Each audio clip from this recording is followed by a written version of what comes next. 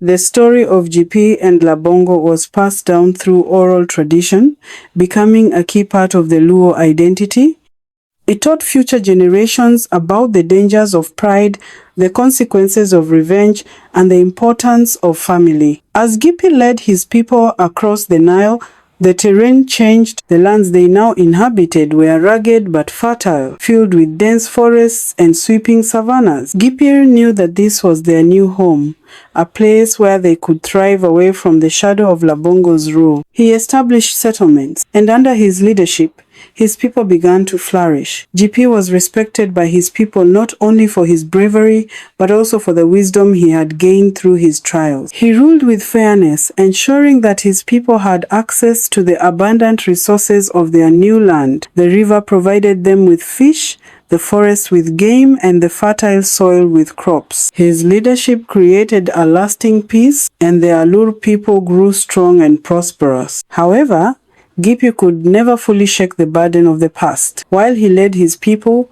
with wisdom, he often found himself haunted by the memory of his brother and the actions that had led to their split. In the quiet moments, when the moon was high and the night was still, he would think of the bead that had cost him his brother's love and the life of Labongo's daughter.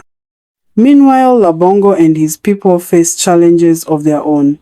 The eastern lands were fertile, but the journey there had been difficult. The people had followed their leader, believing in his vision for a new life, but Labongo's grief over the loss of his daughter weighed heavily on him. Though he had once been a strong and decisive leader, the tragic events with his brother had left him with a deep sadness that clouded his judgment. Labongo's people respected him, but they could see the change in him. He no longer had the same vigor and determination that had once defined his leadership. He ruled with a heavy heart, and his decisions were often cautious, guided more by fear of losing what remained than by hope for the future. Despite these struggles, Labongo's people thrived. They cultivated the land, built strong communities, and expanded their influence across the eastern regions. The language and culture of Labongo's descendants began to spread, influencing neighboring tribes and establishing the foundation for what would become the Luo-speaking peoples of Uganda and Kenya. Though Gipir and Labongo had parted ways, the bond between their descendants remained.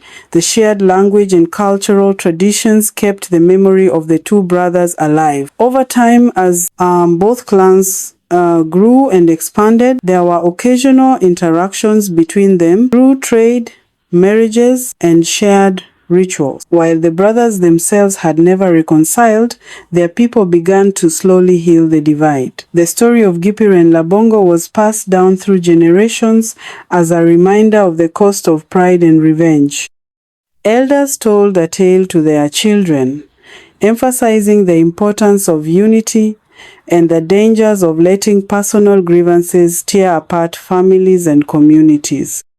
As the years passed, Wanglei, the place where the brothers had buried the axe, became a site of great significance. Both the Alur and the Luo tribes would send delegations to Wanglei to honor the memory of Gipir and Labongo. The site was believed to be blessed, and those who came to make offerings often prayed for wisdom, peace, and forgiveness. Once a year, leaders from both sides would meet at Wanglei to offer sacrifices and renew their commitment to peace. It was a time of reflection and a reminder that though the brothers had parted in anger, their descendants could choose a different path. As Gipir grew older, he began to reflect on his life and the choices he had made. He had led his people to prosperity and had become a respected leader, but the bitterness he had held onto for so long weighed heavily on him in his later years. The bead that had once symbolized his endurance and survival now felt like a curse, a reminder of the rift between him and his brother. In his final days, Gipir gathered his family and closest advisors. He told them the full story of his journey into the wilderness, of the spear and the bead, and of the pain that had led him to part ways with Labongo. He urged them to never let pride or anger tear their family apart as it had torn him from his brother. On his deathbed, Gipir held the bead in his hands, the very bead that had caused so much pain. "This bead," he whispered, "is not worth the loss of a brother." And with that, Gipir passed on, leaving behind a legacy of wisdom and a people who would carry his story for generations to come. Labongo lived many years after the death of his daughter, but the loss never left him. In his heart, he had always wished for reconciliation with Gipir.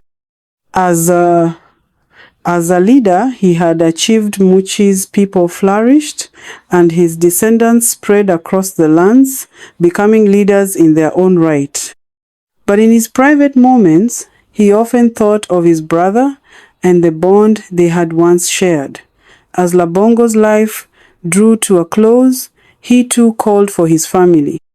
He told them the story of the spear, the bead, and the parting with his brother.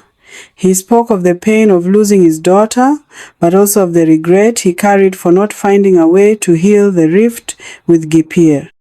But was it too late to heal old wounds? Share your thoughts and expectations in the comments below.